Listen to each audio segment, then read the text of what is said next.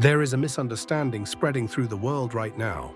People want to be loving, they want to be righteous, they want to be obedient to the divine, but many no longer know the difference between love and approval. And I understand why. The world is loud, it is chaotic, it is exhausting. Most people are not looking for more conflict. They are looking for peace. They are looking for relief. They are looking for somewhere soft to rest. So when someone they love begins to drift, many choose silence. Not always because they do not care, but because they do not want to make the moment harder. They do not want tension. They do not want discomfort. They do not want to risk being misunderstood. But we have to remember this. Feedback is a gift. Feedback is the moment you say, I care enough about you to put my own comfort aside so I can help you grow, evolve, and return to the right path. That is not cruelty. That is not condemnation. That is not picking at someone's appearance, mocking their weakness, or making jokes at their expense. That is not love either. Love is not flattery. Love is not pretending not to see. Love is not leaving someone on the floor because speaking up might feel awkward. If I saw you fall down a flight of stairs, I would not stand there and watch you struggle. I would reach out my hand and help you up. This is no different. When someone is out of alignment, when someone is harming themselves, harming others, or walking in a direction that leads to destruction, real love does not always stay silent.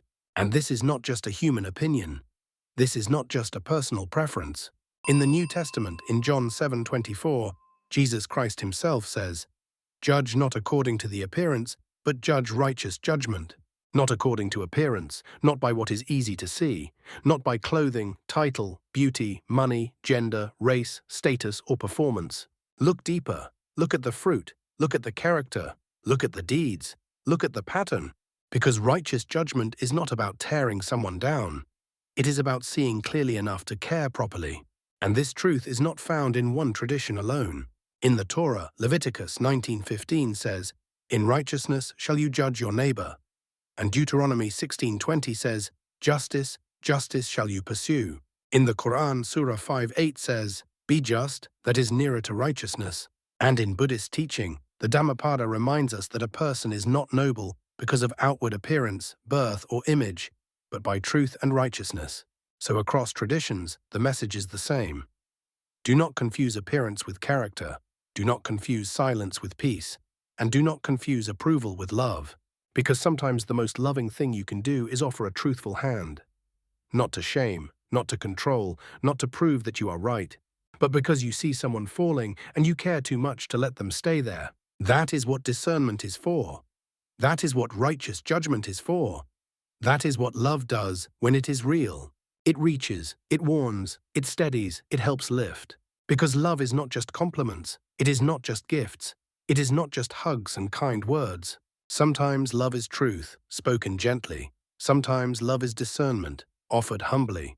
Sometimes love is feedback, given at the right time, in the right spirit, for the right reason. And sometimes love says, I will not leave you lost just because silence would be easier for me. If someone you loved was drifting off the right path, would you care enough to speak truth in love? Or would you keep silent, calling it kindness, when it was really comfort?